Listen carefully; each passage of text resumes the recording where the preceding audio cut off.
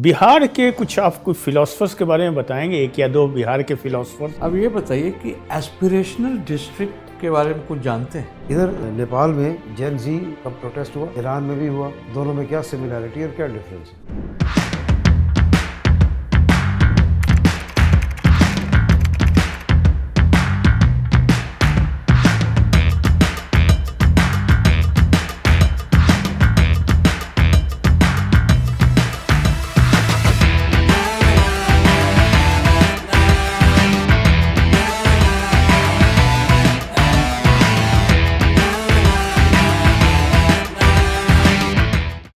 मैं coming sir. आइए विपिन।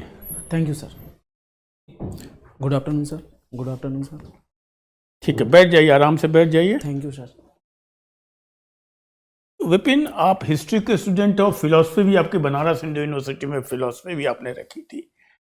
बिहार के कुछ आप कुछ फिलोसफर्स के बारे में बताएंगे, एक या दो बिहार के फिलोसफर्स कुछ जी है, सर। कोई जानकारी? जी सर। बताइए, उनका नाम क्या था, क्या काम था उनका? मंडन मिश्र दार्शनिक मंडन। हैं जो कि मीमांसा दर्शन के प्रखेता हैं वो। थोड़ी और कुछ मीमांसा दर्शन के बारे में थोड़ी बहुत कुछ बता पाएंगे? मीमांसा दर्शन कर्म कांड पर आधारित एक दर्शन है जो पूर्व वेदांतिक दर्शन कहा जाता है उनको। और वो जो है कि यज्ञ और कर्मकांड और इस आधार पर अपने दर्शन को आगे बढ़ाते हैं वो। अच्छा, और दूसरा एक और कोई किसी का नाम पता है? हाँ, एक और विद्यापति हैं जो मैथिली विद्यापति जी दार्शनिक। को है। ठीक है, उनका दर्शन में क्या काम था? ऐसे तो खैर वो विद्यापति कवि थे, उनके बारे में कह रहे हैं। कवि थे और हाँ, कवि में दर्शन होता है, क्या दर्शन था उनका? तो दर्शन अभी मैथिली दार्शनिक कहे जाते हैं। एक अश्वघोष का नाम आता है जो कि अश्वघोष जो है बौद्ध दार्शनिक है। वो भी बिहार से ही संबंधित हैं। अच्छा, आप तो हिस्ट्री से भी संबंधित थे बौद्ध का। बौद्ध धर्म का जन्म एक तरह से बिहार में हुआ, लेकिन धीरे धीरे बिहार से विलुप्त हो गया। इधर फिर बाद में कुछ लोग कन्वर्ट हुए। क्या कारण था बौद्ध धर्म का विकास हुआ और फिर लुप्त हो गया?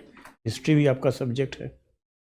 बौद्ध दर्शन सब पूरी तरीके से तो बिहार में लुप्त तो नहीं हुआ, लेकिन क्योंकि अभी भी बौद्ध गया एक पर्यटन। मैंने कहा अभी फिर शुरू हुआ, एक जिस स्तर पर था उससे कम गया। तो उसके मतलब आप मानते नहीं बौद्ध धर्म में कोई कमी नहीं आई? नहीं, कमी हुई सर। हाँ, तो बताइए क्यों आई? उसके बाद जो है कि पाल वंश आया जो कि बौद्ध दर्शन को आगे बढ़ाया, लेकिन उसके बाद जो राजवंश आगे आए वो बौद्ध दर्शन को पूरी तरीके से संरक्षण नहीं दिए, क्योंकि और सब जो राजा आए वो हिंदू धर्म को आगे बढ़ाए और बौद्ध धर्म को इतना मतलब संरक्षण नहीं मिला। और उसमें भी कुछ कमियां थी, जैसे बौद्ध धर्म में कि बाद में वो महायान शाखा के अंतर्गत वो मूर्ति पूजा पर आधारित हो गया। फिर उसके बाद उसमें भी थोड़ा बहुत धन को लेकर भ्रष्टाचार के उल्लेख मिलते हैं। तो इन सब कारणों से हमें लगता है बौद्ध दर्शन जो है। ठीक है। अच्छा, आपने सोशल मीडिया का नाम सुना होगा, आजकल बहुत युवाओं में प्रचलित है। ये क्या चीज़ है और ये क्या हमारे समाज, संस्कृति और परिवार को एडवर्स इफेक्ट दे रहा है, प्रतिकूल प्रभावित कर रहा है? क्या विचार है आपका? सोशल मीडिया का उदाहरण जैसे हमको व्हाट्सएप और फेसबुक और ट्विटर आदि माध्यमों से देखा जा सकता है। और ये एक तरफ तो सकारात्मक संदेश तो दे रहा है और जीवन को थोड़ा सरल बना रहा है। इसके अलावा कुछ निगेटिव इम्पैक्ट भी इसके पड़ते हैं, जैसे कि प्राइवेसी का मुद्दा। और अभी हाल ही में बनारस में देखा गया है कि AI जनरेटेड कुछ तस्वीरें वहाँ जो है वायरल कर दी गई कि मंदिरों को तोड़ा जा रहा है, जो कि मणिकर्णिका घाट जो है बनारस में, वहाँ जो है मणिकर्णिका घाट का सौंदर्यीकरण का कार्य करने के लिए सरकार योजनाएं ला रही थी। फिर उसको AI जनरेटेड कुछ तस्वीरें लाकर बता दिया गया कि अब वो मतलब मंदिरों को तोड़ा जाएगा, इसलिए वहाँ विरोध प्रदर्शन होने लगे। तो ये एक विरोध प्रदर्शन AI जनरेटेड तस्वीरें जो आ रही हैं। इसके अलावा कुछ बाल यौन उत्पीड़न बाल यौन से संबंधित जो तस्वीरें आती हैं वो भी प्राइवेसी का एक मुद्दा रहता है। बहुत अच्छा। अब ये बताइए, बिहार के औद्योगिक विकास में क्या क्या अवरोध है, नहीं हो पा रहा है, और बिहार सरकार की क्या नीति है उद्योगों को प्रोत्साहन देने के लिए? बिहार सरकार उद्योग को लेकर अभी जो है 7/3 के तहत समृद्ध उद्योग सशक्त बिहार के माध्यम से आगे बढ़ रही है। इसके तहत वो 10 इंडस्ट्रियल पार्क, 5 डिफेंस कॉरिडोर और 5 मेगा फूड पार्क बिहार में बनाया जा रहा है, जिसके तहत न केवल रोजगार बढ़ेगा बल्कि उद्योग क्षेत्र भी आगे बढ़ेगा। अड़चनों की अगर हम बात करें सर, तो वहाँ पे जो है अभी तो संसाधन तो हैं ही, नीति भी है, लेकिन क्रियान्वयन के स्तर पर बहुत बड़ी चुनौती है अभी भी। इसके अलावा सिंगल विंडो क्लियरेंस की सुविधा है, जो कि लगता है सिंगल विंडो है, क्लियरेंस है, लेकिन वो उसके अंदर भी कई सारे जो है विंडो बने हुए हैं। और फिर उसके बाद जो है कि आधारभूत संरचना की भी कमी है वहाँ पे, चूँकि जनसंख्या घनत्व बहुत अधिक है बिहार में, और इसलिए भूमि भी तो मिल जाती है, लेकिन उसका अधिग्रहण करने में सभी समस्या आ रही है। और ठीक है, बहुत अच्छा, बहुत अच्छा। Thank you sir. Vipin ji, जी सर। ये बताइए कि जो उत्तर प्रदेश में पर्यटन जी सर। से बिहार को क्या सीखना चाहिए? उत्तर प्रदेश के पर्यटन से सर, अभी हाल ही में उत्तर प्रदेश के इलाहाबाद शहर में कुंभ मेला का आयोजन किया गया था।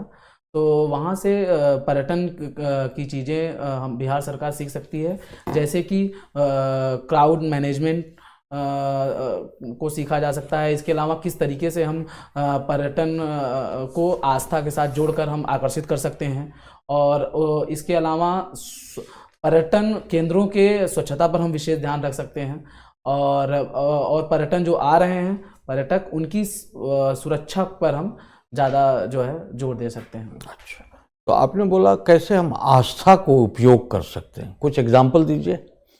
जैसे क्या बिहार में क्या किया जा सकता है? बिहार में सर बौद्ध दर्शन के अंतर्गत हम बोध गया में जो है बौद्ध श्रद्धालु को हम वहाँ जोड़ सकते हैं। सोशल कहाँ जोड़ सकते हैं? सोशल मीडिया की सहायता से जोड़ा जा सकता है। अच्छा। और अन्य पहलू हैं, जैसे बैरिकेड, जैसे वो पोस्टर वगैरह लगा के ये सब भी किया जा सकता है। और सरकार अपने लेवल पर जो है छोटे छोटे एड बनाकर मीडिया पे प्रसारित करना चाहिए और ठीक है, आकर्षित एक करना सोशल मीडिया। और क्या किया जा सकता है, कुछ बताइए।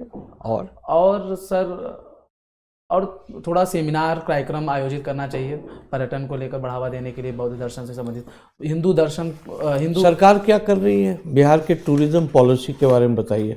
बिहार अभी नई पर्यटन नीति लाई है वर्ष 2023 से 28 के लिए, जिसमें विश्व स्तरीय अधोसंरचना का निर्माण किया जा रहा है।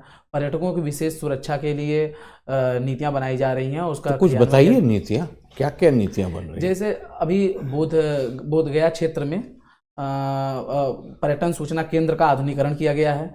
इसके अलावा राजगीर में सौंदर्यीकरण का कार्य चल रहा है।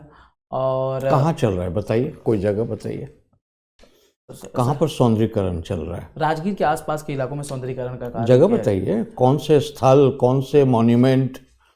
ये तो एक साधारण जनरलाइज स्टेटमेंट आप दे रहे हैं, सौंदर्यीकरण हो रहा है। और पुनौरा धाम आप बताइए कि बिहार में आप कहाँ कहाँ घूमे? बिहार में सर हम पटना घूमे हैं और मधेपुरा गए थे, और उसके बाद बोध गया गया हूँ। तो बोध गया में आप बताइए क्या किया जा सकता है, सरकार क्या कर रही है? वहाँ एक कॉरिडोर बन रहा है, वो क्या चीज़ है? हेरिटेज कॉरिडोर जो बौद्ध धर्म से संबंधित जो स्थल हैं उनको जोड़ने के लिए हेरिटेज कॉरिडोर बनाया जा रहा है, जो प्रमुख कहाँ से कहाँ जोड़ा जा रहा है, किससे जोड़ा जा रहा है? सॉरी सर, जानकारी नहीं है। अच्छा, आप नहीं जानते। अब ये बताइए कि एस्पिरेशनल डिस्ट्रिक्ट के बारे में कुछ जानते हैं? जी सर, ये नीति आयोग के द्वारा लाया गया है, आकांक्षी जिला कार्यक्रम है, जिसमें कुछ जिलों को चुनकर उसके विकास पर जोर दिया जा रहा है। तो बताइए कौन कौन से जिले हैं बिहार में? सॉरी सर, इसके विषय में जान। अच्छा, यूपी में बताइए। यूपी में सर आकांक्षी जिला कार्यक्रम में एक तो प्रयागराज है, गाजियाबाद है, और सॉरी सर अभी याद नहीं आ रहा इसके। अच्छा, अब आप ये बताइए कि जो सीमा है नेपाल की, यूपी से भी लगती है जी, और बिहार से भी लगती है, कौन कौन डिस्ट्रिक्ट्स हैं बिहार में जिसकी सीमा नेपाल से लगती है? 7 जिले हैं जिसकी सीमा नेपाल से लगती है बिहार की। बताइए। पश्चिमी चंपारण, पूर्वी चंपारण, सीतामढ़ी, सुपौल, मधुबनी, अररिया और किशनगंज। अच्छा, नेपाल में अस्थिरता रहती है तो उसका प्रभाव बिहार पर क्या पड़ता है? चूँकि सर बिहार की सीमा और नेपाल की सीमा जुड़ी हुई है, इसके अलावा छिद्र सीमा है, और इसके अलावा रोटी बेटी का संबंध है बिहार का नेपाल के साथ।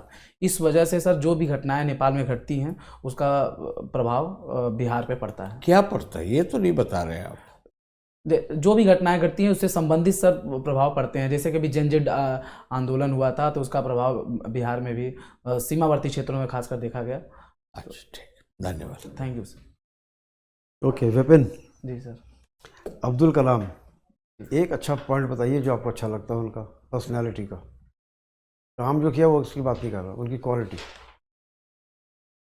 वो संघर्षशील व्यक्ति हैं सर, उनके अंदर लगन थी बचपन से ही, कुछ आगे बढ़ने की लगन थी। वो जो चूँकि वो उनकी आर्थिक स्थिति ठीक नहीं थी तो वो अपने लगन के द्वारा अपने लक्ष्य की प्राप्ति की है। ये सबसे अच्छी चीज़ हमको लगती है।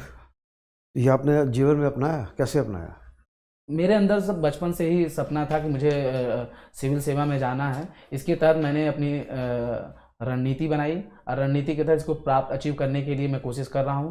और अभी मैं प्रीलिम्स भी पास हुआ हूं और मेंस भी पास करके अभी इंटरव्यू में हूं सर। तो ये जो प्रिपरेशन कर रहे हैं उनसे प्रभावित होकर कर रहे हैं या आप ये लगनशीलता दिखा रहे हैं? और अब्दुल कलाम साहब में भी ये थी इसलिए उनको पसंद करते हैं? मेरे अंदर भी सर लगन पहले से थी, ये संयोगवश है कि मैच कर गया, लेकिन हमारी तुलना और नहीं, तुलना की बात नहीं है, यानी कि आप भी लगनशील हैं और वो भी लगनशील थे, इसलिए दोनों की क्वालिटी सेम होने की वजह से आप उन्हें पसंद कर रहे हैं। जी नहीं, इनके अलावा और सारी चीज़ें अब्दुल कलाम जी में थी जिसकी वजह से उनको बहुत पसंद है। चलिए एक और क्वालिटी बताइए।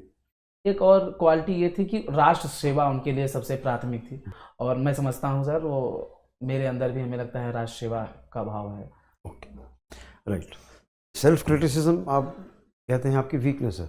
जी सर। तो क्या समझते हैं सेल्फ क्रिटिसिज्म से आप? आत्म आलोचना करना, और फिर आत्म आलोचना करने के बाद उसमें जो कमियां मिलती हैं उस तो आलोचना कहेंगे कि अप्रेजल कर रहे हैं आप? क्रिटिसिज्म अलग चीज़ हो जाती है। आप एक इंट्रोस्पेक्शन करते हैं, विचार करते हैं कि ये मेरे स्ट्रॉन्ग पॉइंट है, ये मेरे वीक पॉइंट है, इन वीक पॉइंट को मैं ठीक करूँगा। आलोचना कहाँ से हो रही है? वही आत्म परीक्षण करने का कार्य करते हैं सर।